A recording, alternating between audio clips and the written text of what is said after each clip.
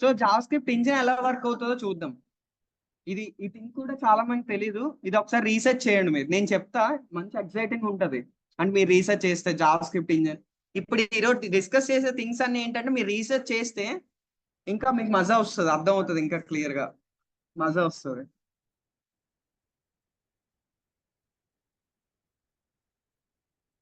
ఇంకో దేవ్ అని చెప్పా కదా, ఇక్కడ మీరు చూడొచ్చు ఇలాంటి templates. Dev dot IO, dev. So ఇది జావా స్క్రిప్ట్ ఇంజన్. ఫస్ట్ మనం జావా స్క్రిప్ట్ లో కోడ్ రాస్తాం. ఓకే, ఏదైనా సోర్స్ కోడ్ సంథింగ్, సపోజ్ నేను ఈ కోడ్ రాసా.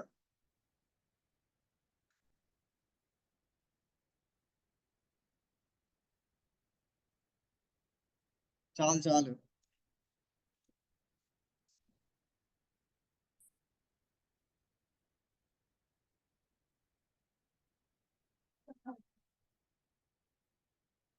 సో ఇదేంటి, ఒక స్టేట్మెంట్ రాసా. ఇప్పుడు ఈ స్టేట్మెంట్ డైరెక్ట్ గా ఏమవుతుందో ఫస్ట్ మీకు తెలియాలి. ఫస్ట్ మనం కోడ్ రాసిన తర్వాత ఏమవుతుంది, విఎస్ కోడ్ లో కోడ్ రాసాం. కోడ్ విఎస్ కోడ్ నుంచి ఎక్కడికి వెళ్తుంది, బ్రౌజర్కి వెళ్తుంది. బ్రౌజర్కి వెళ్ళిన తర్వాత అది హెచ్టిఎంఎల్ సిఎస్ఎస్ కోడ్ అయితే బ్రౌజర్ వెంటనే డిస్ప్లే చేస్తుంది. కానీ అది హెచ్టిఎంఎల్ సిఎస్ఎస్ కాదు కదా, JS code. JS code run చేయాలంటే ఏముండాలి, జేఎస్ ఇంజన్ ఉండాలి. సో ఇంజన్ ఉండాలి. ఇప్పుడు ఇంజన్ లో ఏముంటది అంటే ఫస్ట్ పార్సర్ ఉంటది. పార్సర్, ఈ జేఎస్ కోడ్ అంతే పార్సర్ లోకి వెళ్తుంది. పార్సర్ ఏం చేస్తుంది అంటే, లైక్ మనం ఏదైతే కోడ్ రాస్తున్నామో సింటెక్స్ కరెక్టా కాదా అని చెక్ చేసుకుంటుంది. ఒకవేళ సింటెక్స్ ఎర్రర్స్ ఉంటే ఎర్రర్స్ త్రో చేస్తుంది, ఎర్రర్స్ ఉన్నాయా లేవా. ఇంకా టోకెన్స్ జనరేట్ చేస్తుంది. ఇప్పుడు ఇదంతా కోడ్ ఉంది కదా, ఈ కోడ్ అంతటిని కూడా హాఫ్ చిన్న చిన్న పార్ట్స్ లా చేస్తుంది అనమాట. ఆ పార్ట్స్ చూపిస్తాను ఎలాగనేది. జనరేటర్ ఉంది. సో పార్స్ ఇట్ ఏమవుతుంది, ఫస్ట్ ఆ సింటెక్స్ చెక్ చేసి నెక్స్ట్ అబ్స్ట్రాక్ట్ సింటెక్స్ ట్రీ అంటే ఇప్పుడు ఏదైతే కోడ్ రాసామో ఆ కోడ్ ని విడదీస్తుంది అనమాట. టోకెన్స్ లా విడదీస్తుంది, చిన్న చిన్న పార్ట్స్ లా చేస్తుంది. పార్ట్స్ లా చేసిన తర్వాత ఏమవుతుంది, ఇంటర్ప్రెటర్ కి వెళ్తుంది. ఇంటర్ప్రెటర్ యొక్క రోల్ ఏంటి, లైన్ బై లైన్ ఎగ్జిక్యూట్ అవుతుంది. ఓకే, అదేం చేస్తుంది ఇంటర్ప్రెటర్, హై లెవెల్ లాంగ్వేజ్ ని లో లెవెల్ లాంగ్వేజ్ గా మారుస్తుంది. అది మెషిన్ కోడ్ గా మారుతుంది. మెషిన్ అండర్స్టాండింగ్ అంటే లైక్ బైట్ కోడ్ లా కన్వర్ట్ చేస్తుంది. మనం ఏదైతే కోడ్ రాసా అన్నిటిని బైట్ కోడ్ లా కన్వర్ట్ చేస్తుంది. ఇప్పుడు ఇంటర్ప్రెటర్ స్లోగా అవుతుంది కదా, స్లోగా అవుతుంది కాబట్టి ఇక్కడ దీన్ని ఆప్టిమైజ్ చేయడానికి ఎవరు వచ్చారు, కంపైలర్ హెల్ప్ చేస్తుంది. కంపైలర్ ఇంటర్ప్రెటర్ కి హెల్ప్ చేస్తుంది. కానీ కంపైలర్ మేజర్ పార్ట్ తీసుకోదు, బట్ జస్ట్ హెల్ప్ చేస్తుంది అంతే. అంటే స్లోగా అయ్యే ప్రాసెస్ ని ఫాస్ట్ గా అయ్యేటట్టు. ఇప్పుడు ఏదైతే మొత్తం కోడ్ ఉందో దాన్ని ఒకేసారి కన్వర్ట్ చేసేస్తుంది అనమాట. హై లెవెల్ నుంచి లో లెవెల్ కన్వర్ట్ చేస్తుంది. ఇప్పుడు 100 లైన్స్ ఆఫ్ కోడ్ ఉంది, దాన్ని కన్వర్ట్ చేసి అప్పుడు ఇంటర్ప్రెటర్ ఒక్కొక్క లైన్ బై లైన్ ఎగ్జిక్యూట్ అవుతుంది. అలా మెషిన్ కోడ్, తర్వాత బైట్ కోడ్. సో ఇలా మెషిన్ కోడ్ నుంచి ఆ బైట్ కోడ్ కన్వర్ట్ అయిపోయింది, అది బైట్ కోడే కదా. సో బైట్ కోడ్ కన్వర్ట్ అయిన తర్వాత మనకు అవుట్పుట్ వస్తుంది. సో ఇలా రన్ అవుతుంది. ఒకసారి ఇందులో జనరేటర్ లో చూద్దాం. ఇప్పుడు నేను ఏదైతే కోడ్ రాసానో ఇక్కడ రాద్దాం. అది console.log hello. JavaScript is weird అని అంటారు తెలుసా ఎవరికైనా, JavaScript is weird weird అని చెప్పి మీరు వినుంటే ఎక్కడైనా ఎక్స్పర్ట్స్ చెప్తుంటారు JavaScript is so weird అని చెప్పి. వింత అంటే కొద్ది వెరైటీగా ఉంటది, ఎందుకంటే ఒక్కొక్కసారి ఒక్కొక్కలా బిహేవ్ చేస్తుంది. అంటే జావా కంటే ఉంటది. జావాలో లాజిక్ ఉంటది, కానీ ఇది ఎందుకు అలా బిహేవ్ చేస్తా ఒక్కొక్కసారి అర్థం కాదు, అలా చేస్తుంది. +1 ఇప్పుడు ఇలా ఉంది కదా, హలో +1. దీనికి అవుట్పుట్ ఏంటి, ఆన్సర్ ఏంటి, hello 1. Answer hello 1. So generate చేద్దాం. ఇక్కడ అక్కర్లేదు. ఓకే, సెమీకోలన్ అడుగుతుందా,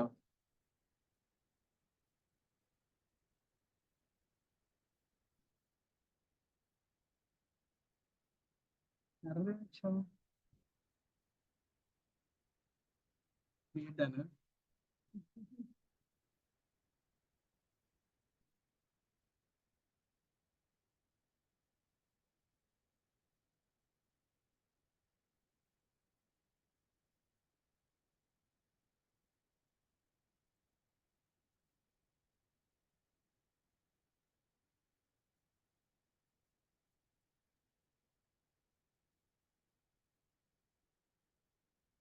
గైస్ ఇక్కడ జనరేట్ అయింది.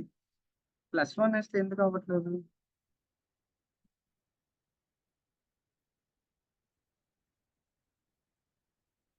ఓకే, ఇక్కడ అయింది.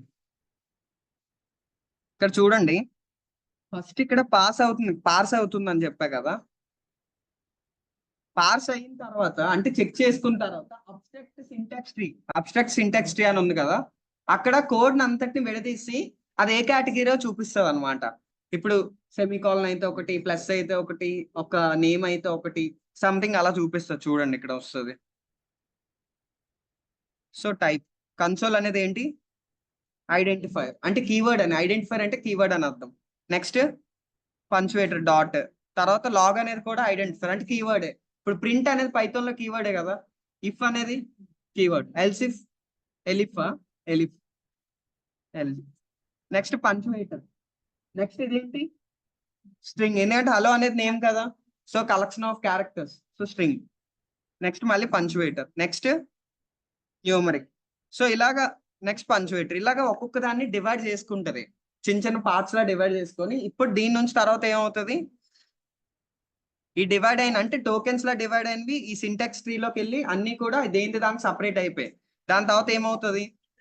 ఇంటర్ప్రిటర్ కి వెళ్తుంది. ఇంటర్ప్రిటర్ ఎవరు హెల్ప్ తీసుకుంటారు? కంపైలర్ హెల్ప్ తీసుకొని లాస్ట్ కి ఏమొస్తుంది? బైట్ కోడ్ జనరేట్ అయ్యి 1 by 1 మనకు అవుట్పుట్ జనరేట్ అయ్యి వస్తుంది. ఓకే, సో ఇలాగా జావా స్క్రిప్ట్ ఇంజిన్ వర్క్ అవుతుంది. క్లియరా? అంటే ఇది ఏంటంటే ఇదేది మనకు కనబడదు, బ్యాక్ ఎండ్ లో అవుతుంది అనమాట. మనకు స్క్రీన్ మీద ఇన్పుట్ ఏదైతే ఇస్తాం అవుట్పుట్ కనిపిస్తుంది, కానీ దాని వెనకాల కోడ్ ఎలా అవుతుంది, అసలు కోడ్ ని జావా స్క్రిప్ట్ ఎలా అర్థం చేసుకుంటుంది, ఇదంతా ఇప్పుడు నేను చెప్తున్న పార్ట్ అంతా ఏంటంటే మెమరీ అలొకేషన్ ఎలా అవుతుంది, కోడ్ ఎలా రన్ అవుతుంది, దాని రిలేటెడ్ గా వస్తాయి అన్నమాట ఇవి. సో ఇట్ల గురించి మీరు చూడండి, ఇంకా రీసెర్చ్ చేయండి. అంటే నేను చెప్పిన కారణం ఇంకా బ్లాగ్స్ ఉంటాయి, ఇంకా క్లియర్ గా ఎక్స్ప్లెయిన్ చేస్తారు. నాకేంటంటే ఈరోజు చెప్పినవన్నీ డాక్యుమెంటేషన్ కావాలి from every one. Okay, documentation చేయడం అనేది ఒక గుడ్ హ్యాబిట్. నేను నాకు వేరే బ్యాచెస్ వాళ్ళు వచ్చి కొంతమంది అంటే ఒక్కొక్కరికి ఒక్కో ట్రెండ్ ఉంటారు కదా. సో జావా స్క్రిప్ట్ కొద్దిగా క్లమ్జీగా ఉంది అని చెప్పి ఒక్కొక్కసారి అంటారు. సో వాళ్ళు ఏంటంటే ఓన్లీ క్లాస్ వినేసి ఉండిపోతున్నారంట. క్లాస్ వినేసిన తర్వాత చేయాల్సిన థింగ్ ఏంటంటే, ఇప్పుడు ఈ టాపిక్ చెప్పా జావా స్క్రిప్ట్ ఇంజిన్, ఇందులో ఇంకా వేరే ఇందులో మధ్యలో నేను ఇంత ఈజీ చెప్తాను, కానీ ఇందులో ఇంకా డీటెయిల్ ఉంటది. ఇక్కడ పోర్టబుల్ ఫైల్ ఒకటి జనరేట్ అవుతుంది, ఆ ఫైల్ అనేది జేసాన్ ఫార్మేట్ లో ఉంటది, సంథింగ్ ఇలా చాలా కంటెంట్ ఉంటది. ఇప్పుడు ఈ కంటెంట్ అంతా నేను చెప్పలేదు కదా, నేను చెప్పింది ఓవర్ వ్యూ లాగా, బట్ అంటే దీంట్లో అయితే ఓవర్ వ్యూ లాగే ఉంటది. సో ఇప్పుడు ఇదే థింగ్ మీరు రీసెర్చ్ చేసి తెలుసుకొని ఒక డాక్యుమెంట్ చేసుకోవాలి, మల్టిపుల్ బ్లాగ్స్ చూసి. సో ఆ డాక్యుమెంట్ చేసిన తర్వాత ఆ డాక్యుమెంట్ ఒక్కటి చాలు, మీకు వేరే వాళ్ళకి ఎక్స్ప్లెయిన్ చేయాలన్నా ఈజీ చెప్పవచ్చు. ఇంకోళ్ళకి ఎక్స్ప్లెయిన్ చేస్తూ ఉండండి, ఓన్లీ మీ దగ్గరే దాచుకోవద్దు. ఓకే, పంచండి నాలెడ్జ్. సో క్లియరా? ఓకే,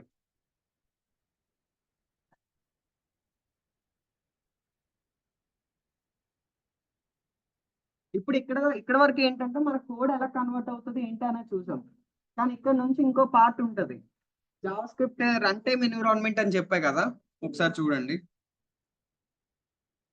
ఇది ఇంజన్ ఎలా వర్క్ అవుతుంది అంటే కోడ్ ని ఎలా కన్వర్ట్ చేస్తుంది అనే thing Java script engine.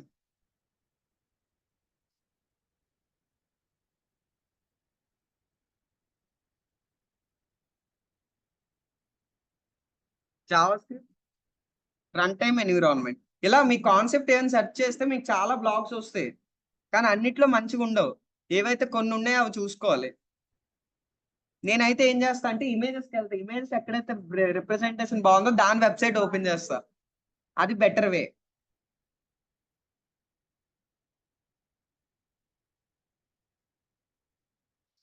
So ఇది చూస్తే ఎవరికి నేను అర్థమవుతుందా? అంటే లైక్ పైథాన్ వచ్చిన వాళ్ళకి కానీ జేఎస్ వచ్చిన వాళ్ళకి, అది జావా. Okay, okay. సో ఇది చూడండి, ఇక్కడ కొద్దిగా క్లియర్గా ఉంది. సో ఇప్పుడు ఏంటి అంటే ఇక్కడ ఎలా స్టోర్ అయ్యాయి? స్టాక్. మనకి ఇదే మెమొరీ ఎక్కడ ఏవేవి ఎక్కడెక్కడ తీసుకుంటాను మనం తర్వాత కోడ్ రాస్తాం కదా, రేపు ఎల్లుండి కోడ్ రాస్తాం కదా, అవి ఏవేవి ఎక్కడెక్కడ స్టోర్ అవుతాయి అనేది మీరు చూడండి. ఓకే, మనకి ఏంటి అంటే 2 ప్లేసెస్ ఉన్నాయి, ఒకటి కాల్ స్టాక్, ఇంకోటి హీప్. మీకు డిఫరెంట్ ఉంటాయి. ఒక సింగిల్ డేటా స్టోర్ చేసేవన్నీ కూడా స్టాక్ లో స్టోర్ అవుతాయి. ఏవైతే మల్టీ లెవెల్లో మనం డేటా స్టోర్ చేస్తాం, ఇప్పుడు యారేస్ కానీ ఆబ్జెక్ట్స్ కానీ ఇవన్నీ మల్టీ లెవెల్లో స్టోర్ చేస్తాం కదా, ఫంక్షన్స్ కానీ అవన్నీ మీకు హీప్ లో స్టోర్ అవుతాయి. అవన్నీ. ఇప్పుడు కోడ్ ఎలా రన్ అవుతుంది అంటే ఫస్ట్ మనం ఎప్పుడైతే కోడ్ రాసామో ఇక్కడ కోడ్ రాసిన తర్వాత ఇది వెబ్ ఏపీకి వెళ్తుంది. వెబ్ ఏపీ అంటే బ్రౌజర్ లో ఉంటాయి ఇవన్నీ. ఇప్పుడు మనకి ఏదైనా సరే బ్రౌజర్ నుంచే కదా వస్తుంది. ఇప్పుడు మనకి 2 టైప్స్ ఆఫ్ కోడ్ ఉంటది జావా స్క్రిప్ట్ లో, ఒకటి సింక్రనస్, ఇంకోటి అసింక్రనస్. ఫస్ట్ రెండు ఇక్కడే రాసి ఉంటాయి. అంటే ఇప్పుడు లైన్ 1 సపోజ్ ఎగ్జాంపుల్, ఇప్పుడు లైన్ 1 అనుకుందాం. Line 1 synchronous, line 2 asynchronous. Asynchronous అంటే ఎగ్జాంపుల్ ఏపీఐ కాల్ అనుకుందామా. ఏపీఐ కాల్ చేయడం అంటే తను టైం తీసుకుంటది. ఆ డేటా ఎక్కడ ఉందో అక్కడ నుంచి డేటా రావడానికి టైం తీసుకుంటది. సో లైన్ 1 లైన్ 2 తర్వాత లైన్ 3 ఏంటి, సింక్రనస్ అనుకుందాం. లైన్ 4 సింక్రనస్ అనుకుందాం. సో సింక్రనస్ అసింక్రనస్ ఇలా 2 రకాలు ఉన్నాయి కదా. ఫస్ట్ ఆ కోడ్ అంతా ఇందులోనే ఉంటది. ఇది మెమొరీ కాంపోనెంట్ అంటారు దీన్ని మెమొరీ కాంపోనెంట్ అంటారు. అది ఇక్కడే స్టోర్ అయి ఉంటది. ఇప్పుడు ఇక్కడ అయిన తర్వాత ఏమవుతుంది అంటే ఫస్ట్ సింక్రనస్ కదా, ఫస్ట్ లైన్ 1 ఎగ్జిక్యూట్ అవుతుంది. లైన్ 1 ఇలా ఫస్ట్ లైన్ 1 అనేది ఇక్కడ వెబ్ ఏపీఐలోకి వెళ్తుంది. వెబ్ ఏపీఐలో మనకి చాలా థింగ్స్ స్టోర్ అయి ఉంటాయి. లైక్ డామ్ అని చెప్పి, బామ్ అని చెప్పి, కన్సోల్ డాట్ లాగ్ అని ఇచ్చాం కదా, అది కూడా మనకి బ్రౌజర్ లో డెవలపర్ టూల్స్ లో ఉంటది. సో మనం ఎప్పుడైతే అవుట్పుట్ చూడాలనుకుంటే ఇక్కడ నుంచి ఇక్కడికి వెళ్ళి మళ్ళీ ఇలా వచ్చేస్తుంది. అంటే ఆ కోడ్ ఇక్కడ నుంచి అక్కడ ట్రావెల్ చేసి మళ్ళీ వస్తుంది. అలా మనకు అవుట్పుట్ కనిపిస్తుంది. ఇప్పుడు దీనికి కూడా లైన్ 3కి అంతే, లైన్ 4కి అంతే. కానీ లైన్ 2కి అలా కాదు, లైన్ బై లైన్ ఎగ్జిక్యూట్ అవుతుంది కదా. ఫస్ట్ ఈ లైన్ ఎగ్జిక్యూట్ అవుతుంది. ఇప్పుడు ఈ లైన్ కి కొంత టైం కావాలి. Example 2 seconds. మనకి ఇంటర్ప్రిటర్ అంటే ఏం చూసాం, లైన్ బై లైన్ అంటే ఫస్ట్ ఈ లైన్ ఎగ్జిక్యూట్ అవుతుంది, తర్వాత ఈ లైన్, తర్వాత థర్డ్ లైన్, తర్వాత ఫోర్త్ లైన్. ఇప్పుడు సెకండ్ లైన్ మనం ఏం డిస్కస్ చేసాం, ఒక్క లైన్ దగ్గర ఏదైనా సంథింగ్ అయితే అది ఆగిపోద్ది కదా. సో ఇక్కడ ఆగిపోద్ది కదా, ఇక్కడ ఆగిపోవాలి, 2 సెకండ్స్ ఆగిపోవాలి. ఇప్పుడు ఇలా చాలా ఏపీఐ కాల్స్ ఉంటే ఆగిపోతే ఇది is that right way, wrong అవుతుంది కదా. అప్పుడు అలా ఆగిపోతే ఆ వెబ్సైట్ లోడ్ అవ్వకుండా ఉండిపోతుంది. సో అక్కడ ఏంటి, నీకు టైం కావాలి కదా. ఇప్పుడు సపోజ్ నేను మార్క్స్ తీసుకుంటున్నాను. సపోజ్ మార్క్స్ లో 4 పీపుల్ ఉన్నారు. 4లో ఫస్ట్ ఈ ముగ్గురు రెడీ, ఒకళ్ళు నాట్ రెడీ. నేను ఏం చేస్తా, ఎవరైతే రెడీ వాళ్ళు తీసుకుంటా కదా. ఎవరైతే నాట్ రెడీ అన్నారో ఓకే, అంతలో మీన్ వైల్ నేను వీళ్ళకి కంప్లీట్ చేస్తే నువ్వు అంతలోపు చదువుకో అని చెప్తాం. అదే కదా జరిగింది లాస్ట్ 2 days. సో ఇక్కడ ఇది కూడా అంతే, జావా స్క్రిప్ట్ కూడా అదే చెప్తుంది. ఫస్ట్ నేను ఈ లైన్ ఎగ్జిక్యూట్ చేస్తా. ఈ లైన్ అనేది ఇక్కడికి వచ్చిన తర్వాత ఓకే నీకు టైం పడుతుంది కదా, నువ్వు పక్కెళ్ళి ఆడుకున్న తర్వాత వద్దు అని చెప్పి తర్వాత line 3. So line three execute అవుతుంది. తర్వాత లైన్ ఫోర్ ఎగ్జిక్యూట్ అయిన తర్వాత అప్పుడు ఇది వస్తుంది అనమాట. ఓకే ఇప్పుడు ఎవరు లేరు కదా నువ్వే అని చెప్పి సంథింగ్. సో ఇక్కడ ఎలా వర్క్ అవుతుంది అంటే ఏదైతే అంటే లైక్ వెంటనే ఎగ్జిక్యూట్ అవుతాయో సింక్రనస్ ఉన్నాయో అవి ఇక్కడ నుంచి ఇక్కడికి వెళ్తే మళ్ళీ వచ్చేస్తాయి. కానీ ఏవైతే టైం పడుతుందో అది ఇక్కడికి వెళ్ళి ఇక్కడ వెయిట్ చేస్తుంది అనమాట. అంటే బయట వెయిట్ చేసినట్టు ఇక్కడ వెయిట్ చేస్తుంది. ఇది మనకి మెమొరీ కాంపోనెంట్. ఇది వెబ్ ఏపీఐ. మెమొరీ కాంపోనెంట్ లో కాల్ స్టాక్ ఉంటది, హీప్ ఉంటది. ఇది వెబ్ ఏపీఐలో కన్సోల్ డాట్ లాగ్ అంటే బ్రౌజర్ లో ఉంటాయి ఇవన్నీ, డామ్ అని, బామ్ అని, డిఫరెంట్ కాన్సెప్ట్స్ ఉంటాయి. ఇది మీరు Java script run time environment గురించి సెర్చ్ చేస్తే మీకు అర్థం అవుతుంది ఏమేమి ఉంటాయి ఏంటి అని. ఇది కూడా మనకు మధ్యలో ఎప్పుడో చెప్తారు జేఎస్ లో, బట్ మీకు స్టార్టింగ్ నుంచి ఎలా వర్క్ అవుతుందో అర్థం అవుతుంది అని నేను ముందే చెప్తున్నాను. ఓకే, సో ఇక్కడ కోడ్ రాస్తాం. అది సింక్రనస్ కోడ్ అయితే ఇక్కడికి అవుట్పుట్ వెళ్తుంది, మళ్ళీ మనకు వచ్చేస్తుంది అవుట్పుట్ వెంటనే. ఇన్పుట్ వెళ్ళి మళ్ళీ అవుట్పుట్ వచ్చేస్తుంది. అది అసింక్రనస్ అనుకో, ఈ వెబ్ ఏపీఐకి వెళ్ళిన తర్వాత ఇక్కడ మనకి దీన్ని కాల్ బ్యాక్ క్యూ అంటారు. కాల్ బ్యాక్ క్యూ అంటారు. దీంట్లో మళ్ళీ ఇది 2 ways లో డివైడ్ అయింది, task queue, micro task queue అని. అది మీ కొద్దిగా అడ్వాన్స్డ్ వే. బట్ ఇక్కడ ఒకటి ఉంది సంథింగ్, అదే కాల్ బ్యాక్ క్యూ. ఇది మెమరీ కాంపోనెంట్, ఇది వెబ్ ఏపీఐ, ఇది కాల్ బ్యాక్ క్యూ. ఇదేంటి, ఈవెంట్ లూప్. ఇది ఒక లైక్ డేటా స్ట్రక్చర్ అన్నమాట. ఇది ఒక డేటా స్ట్రక్చర్. ఇది ఏం చేస్తుంది అంటే కంటిన్యూస్ గా చెక్ చేస్తుంది ఇది ఖాళీ అయిందా లేదా అని. అంటే ఇప్పుడు లైక్ స్పందన మ్యామ్ లా అనమాట. ఇప్పుడు వీళ్ళ ముగ్గురికి వినలేదా. సో ఇప్పుడు ఇది ఉంది కదా, ఇప్పుడు ఇక్కడ ఫస్ట్ ఇక్కడ ఏమవుతుంది, మాక్ అవుతాయి అనమాట. ఫస్ట్ పర్సన్ కి మాక్ అయిపోయింది, దీని ఎలాగెళ్ళి వచ్చాడు. సెకండ్ పర్సన్ కి మాక్ ఇంకా ఇవ్వడానికి తను రెడీ లేడు. సో తను రెడీ లేడని చెప్పి తను ఏం చేసామంటే తీసుకెళ్లి బయట కూర్చుని పెట్టాం. ఓకే, బయట కూర్చుని పెట్టాం. తర్వాత third person ready, fourth person ready, వీళ్ళిద్దరికి కూడా మాక్ అయిపోయింది. ఇప్పుడు బయట స్పందన కూడా ఉందన్నమాట. స్పందన చెక్ చేస్తుంది ఏంటి, లైక్ ఓకే ఈ ముగ్గురికి అయిందా లేదా, ముగ్గురికి అయిన తర్వాత తిని పంపిద్దాం రెడీగా ఉందన్నమాట. సో ఎప్పుడైతే ఆ ముగ్గురు మార్క్స్ కంప్లీట్ అవుతాయి, లాస్ట్ నువ్వే కదా, నువ్వు ఈ రోజు మార్క్ ఇవ్వకపోతే ఒప్పుకోను, సేమ్ అలానే కదా. సో మార్క్ ఇవ్వాల్సింది, నాకు తెలియదండి, మార్క్ ఇవ్వాల్సిందే. సో అని చెప్పి, సో గైస్ లిజన్.